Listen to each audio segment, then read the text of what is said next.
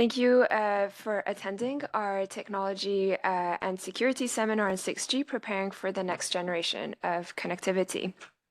My name is Ericsson Clement, and I'm happy to give some introductory remarks to this event. And really, why are we here? Why are we talking about 6G, and what is this technology, and why should we pay attention to it? So in other words, why are we holding this event, and why are you attending it? Wireless technology has been pivotal in shaping modern society. It drives innovation, it enables communication, and it fosters development on a global scale. And over the past decades, we have witnessed the evolution of multiple generations of wireless technologies or wireless networks. The first commercial 3G networks were launched in 2001, followed by the introduction of 4G technology in 2009, and more recently the rollout of 5G in 2019. With each generational upgrade occurring approximately every decade, we have seen significant improvements in efficiency and resilience of wireless communication while enabling novel technological applications. 6G, which stands for the sixth generation of wireless communication technology, is on the horizon and anticipated to roll out around the year 2030. While still in the conceptual and research phase, 6G will hold immense promise for enhancing connectivity with unprecedented speed, ultra-low latency, and enhanced security, as well as extensive integration with cutting-edge technologies such as AI and machine learning. While this next-generation connectivity promises to enable a wide range of emerging applications, it also introduces challenges, including cybersecurity risks, spectrum allocation complexities, and the potential to deepen the digital divide. As with previous wireless technologies, international collaboration and multi-stakeholder engagement will be critical to ensuring that 6G is developed to be safe, secure, resilient, global, and interoperable. Key stakeholders, such as national standard bodies, industry consortia, and international organizations, are already collaborating to establish the necessary technical guidelines and standards for 6G development. It is against this backdrop that UNIDIR is holding this seminar, which is first starting with a technology breakfast, which will offer a general introduction to 6G technology and explore as well emerging innovations that 6G is expected to enable. The subsequent session, which will begin after a short break, is the multi-stakeholder dialogue, and it will delve into the benefits and risks associated with the development and rollout of 6G networks. The multi-stakeholder dialogue will also examine the evolving regulatory frameworks and standards development initiatives surrounding 6G technology. And we are honored today to be hearing from leading experts from diverse sectors, including industry, academia, and the International Telecommunication Union, ITU, a key international organization in standards development for mobile systems. This event is part of UNIDIR's project on enabling technologies, which is funded by the European Union and implemented through UNIDIR's Security and Technology Program, which is, as you know, voluntary funded and supported by the governments of Germany, Italy, the Netherlands, Switzerland, and Norway, as well as by Microsoft. So many thanks, as always, to our donors for their support. Before we get started with the technology breakfast, a few housekeeping remarks. So both the technology breakfast and the multi-stakeholder dialogue will include dedicated Q&A sessions at the end, allowing participants to raise any questions that they may have. For online participants, please use the Q&A or chat function to submit your questions at any time during the event. And of course, for those in the rooms, please just raise your hand. The event is being recorded and will be made available on UNIDIR's YouTube channel. However, the Q&A sessions will not be recorded in order to encourage open dialogue. So without any further ado, let's get started with our technology breakfast. And I'm pleased to introduce you to our speaker, Ms. Marie Hogan, who is head of the 6G portfolio strategy at Ericsson. A brief introduction to Marie. As the head of 6G portfolio strategy at Ericsson's business area networks, Marie is responsible for creating the strategy of Ericsson's 6G radio access networks portfolio. While driving network evolution towards 2030 and beyond, Her focus is on leveraging from 5G advanced to the introduction of 6G and the innovative technologies that it will bring. Thank you so much for being here with us today, and I give you the floor for your presentation. Thank you so much. Yes. Oh, thank you so much, Sarah, and thank you for the invitation.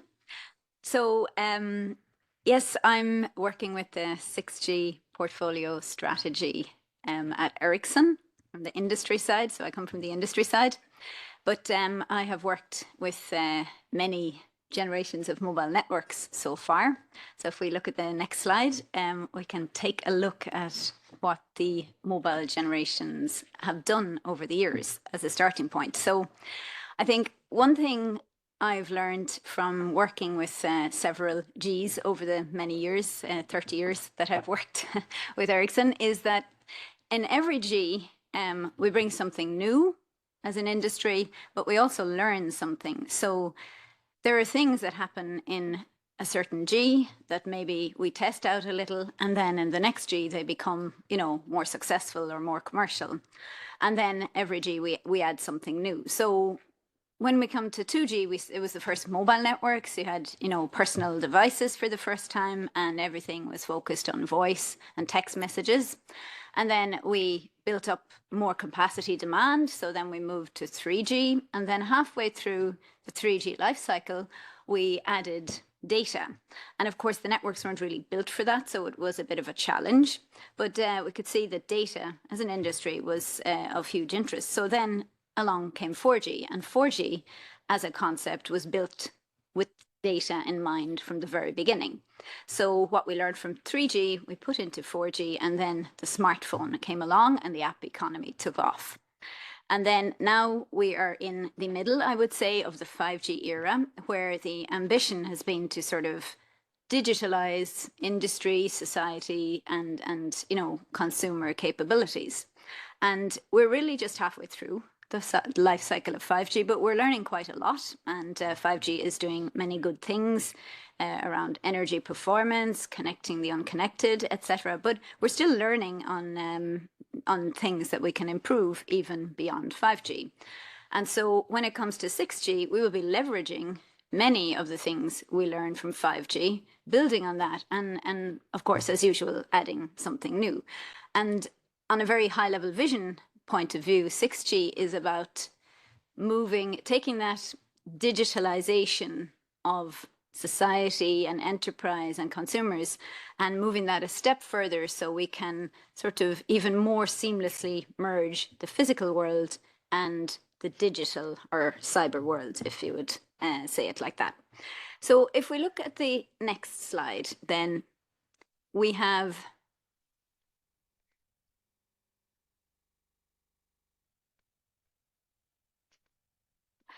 so when it comes to 6G, if I take the starting point of 6G, we're right now, towards the end of 2024, much of the networks that have 5G have what we call 5G non-standalone. And that is a technology that is quite intertwined with the previous G, with 4G. So it's a bit of a mix of 4G and 5G together. And we're currently in the process of sort of moving towards what we call 5G standalone, where all of the really bigger, newer things in 5G come into play. So we have this end-to-end slicing of the network where you can allow differentiated sort of services or connectivity for different types of applications or industries or societies. You have, more powerful data uploading and downloading. So there are a lot of new things that come with 5G standalone and 5G advanced, it's sometimes called. And so when we begin 6G in 2030, we will build on 5G standalone as a starting point. So that is kind of the evolution path that we see as you go to 6G. So it's very important for those that would like to deploy 6G in their networks to move to a 5G standalone point before they do that. But of course, 6G is many years away. So we are in the process right now of testing concepts and deciding what really is the best thing to put into the earlier waves of 6G, both in standardization specifications and also how we would like to build, solution portfolios from the industry side. So if we take the next slide and take the sort of basic, obvious question, what is 6G? Could we not work on 5G as we have it today and just make smaller changes and not have 6G at all? That is a question we get asked quite often, and it's a fair question. Why should we invest in new infrastructure, new applications, new devices if we can manage with the existing ones? And of course, 5G, as I said, has many more years to go, at least 5 more years of improvement and evolvement and additions. But at the end of those 5-6 years, 5G will have been around for 10 years plus. And then there are things that happen in parallel. There are, evolution in hardware. There's evolution in areas like AI, for example, would be an obvious case. There are changes in the market situation. There's a need now, for example, to focus very much on energy performance, driving down the energy consumption in the networks for today. That was not really a focus area when we started 4G, for example. So things change outside the mobile industry in parallel and things evolve. But within our sort of mobile industry and the specifications we have, we get constrained eventually by what those specifications can do and what the sort of legacy device fleet can support. So when we specified 5G in 3GPP, for example, there were sort of 3 pillars that were focused on. There is enhancing mobile broadband, which is, the sort of app economy and the mobile smartphones that we have today. So making those even better, faster downloads, better reliability, more and more applications and the capacity for those. There was also a focus on what we call massive IoT. So connecting more and more, let's call it low-end, low-power types of devices in the Internet of Things. And there was also a focus on bringing much more sort of reliability and stability for critical communication, mission critical, for example. So when we talk about 6G, we will have those things in the network, but it's about scaling that up to a much larger degree. So if we take the enhanced mobile broadband for 5G, we would like to be able to offer a sort of broadband accessibility that's both efficient and cost effective over 100% of the globe. And that will mean things like integrating, satellites, for example, having more flexible fixed wireless access, and having the ability to cover in some level both land, sea and air anywhere in the globe. So that we call sort of, global broadband communication. We can also take the mobile broadband technology that we have today and scale that up in another way, which is more immersive. So taking augmented reality and having the ability to have much more immersive communication. Today, it's a little bit restricted to very local areas, and often you have a cable on the device. But in parallel with the evolution of technology, we could see by the 2030, 2035 timeframe, we will have devices that look like just regular contact lenses or glasses or bracelets, some sort of wearable brooch maybe, that you can actually take to a much wider area. You can take it outdoors. It'll be affordable for the mass market. And then you can talk about having much more immersive experiences in a much wider area. And then there are things that we haven't really focused on so much at the beginning of 5G, which will come in 6G. There's something we call sensing, where we could take the network infrastructure that we have today in our mobile networks and continue to use that for communication. But also we could use the signaling that we send and receive in the network to detect other things like unconnected objects, perhaps a drone that's unidentified in the air. You could maybe detect that and locate it and track it. Or if it's a drone that we know working in the low altitude economy, maybe you can detect a flight of birds and it can avoid that. On the ground, you could have detection of natural disasters, or maybe indoors, some sort of movement of people for immersive gaming or healthcare. So there are endless opportunities there. And the other newer thing that we would focus on from the very beginning of 6G is what we call integrated AI and compute. And of course, AI is a big topic and it's a very hot topic right now, but we have been adding, AI related things into our networks for several years. But 6G will be built to be prepared for AI and processing and capabilities that AI can bring around automation and other things. Of course, that brings energy consumption, so we must also focus on how we can manage that in a good way. So there's some of the sort of high-level differences when we come to talking about specifications of 6G, which will start quite soon. But then on the next slide, we will see on a high level, I think, what can 6G bring to the networks that we have today? So we have, of course, very good 4G and 5G networks, and in some regions we also have quite a lot of 2G and 3G.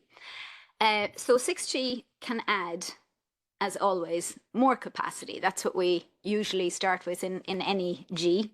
So we would like to add more spectrum for some of these applications. That's a discussion, of course, that we need a sort of global collaboration on. How do we, access more spectrum for the 3GPP and IMT community? How do we perhaps share very efficiently and fairly with incumbents? So that's a topic we need to collaborate on, of course, but it will bring more capacity and more coverage. We will build also probably new types of radios, or evolve the radios that we have today that can cover, more areas or use that spectrum more efficiently.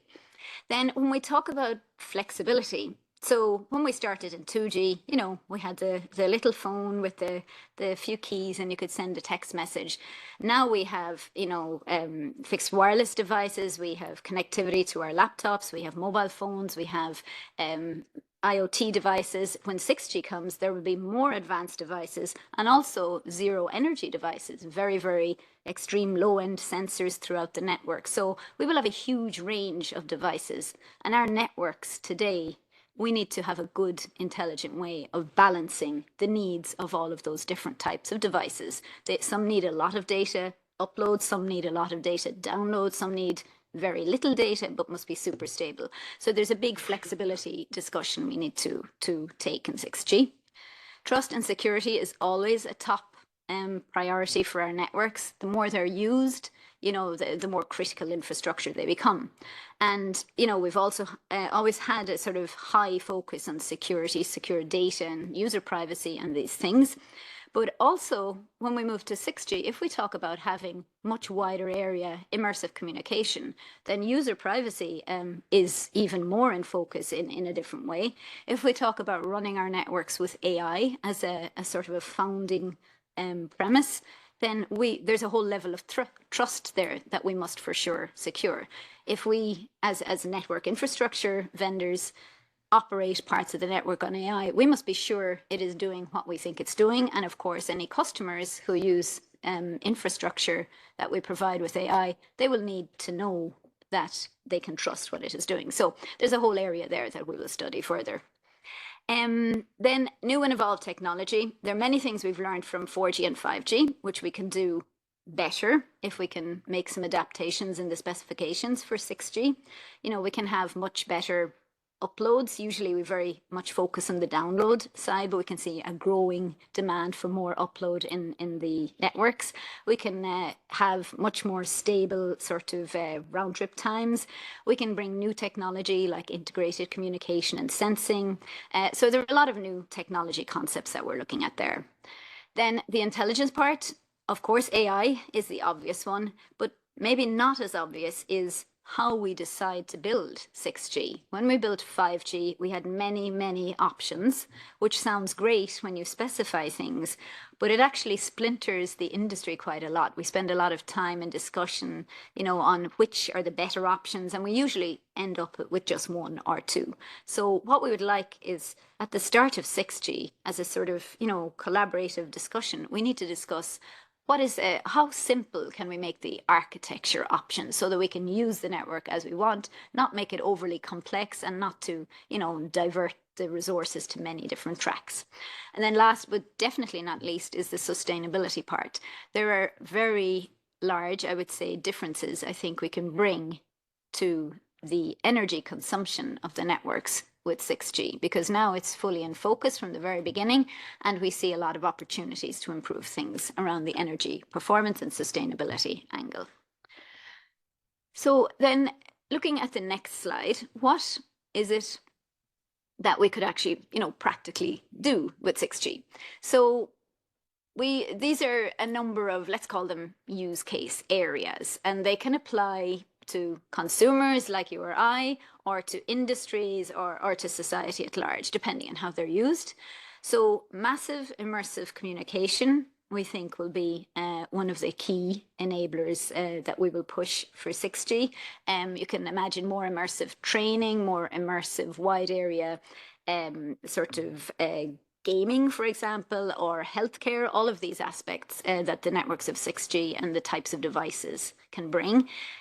For autonomous mobility and smart transport, here you can talk about having connectivity both in the ground and in the air for maybe low altitude economy, much more stable, reliable connections to these types of devices in a broader area, and very predictable sort of traffic patterns, etc.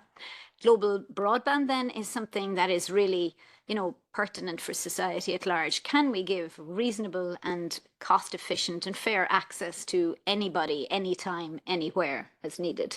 Because it would really be a great, I think, step forward if we could sort of guarantee some level of 100% global coverage as needed. And then resilient connectivity, this is largely for, emergency services and emergency situations. Can you have networks that can just be deployed really speedily, very reliability, they don't fail, they don't have to be fancy, but they need to have that full resiliency there.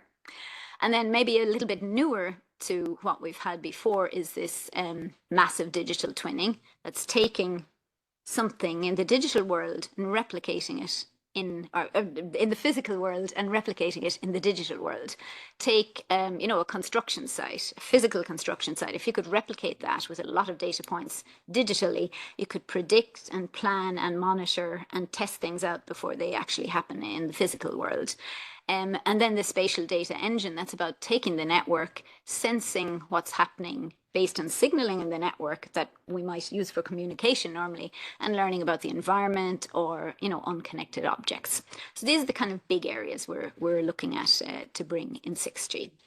And then the technology that comes with that, I won't go through this list, but this list in the middle, these are the things that 6G can do better than we have today. Some things are new and some things are better. We will have better upload capabilities. Today we build our networks optimized for downloads. We will have better uploads. We will have more stable reliability options. We will have massive numbers of devices. We'll have integrated sensing. So there are a lot of different technologies that we will bring when it comes to the 6G networks of the future.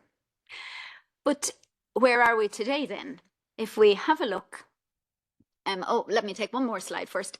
So in order to achieve networks where we have, an even broader range of frequency bands to signal over, a wider range of devices, more devices, a huge range of device types from the very low end to the extreme high end, bring in security, intelligence, automation. How do you put all that together? And so we're viewing 6G really as a network platform for the future. And this is a journey we start with the work we're doing as an industry in 5G today. But 6G, that will even be a step further. We will have our radio network part, so the radios and the base stations that will, connect Then we will have the transport, the roads that go between the radios and the base station and the core network, which is more centralized. And we will have a level of management for all of this. And then maybe newer in the last couple of years is this idea of data exposure and APIs. So programmable interfaces that can be on top of our networks that we build, and also have some awareness of the type of data you can extract for the network. And that then can give, a better experience for consumers like us, or reliable and more easy to use solutions can be created by the industries, or you can have app developers that will come along and create their own applications, because they can extract the type of data that they need and the knowledge that they need on how the network will work. So it's about sort of having this network platform to enable these new things, but adding the sort of, let's say, the additional ability for others to come and program things on top of the networks based on what those networks can do.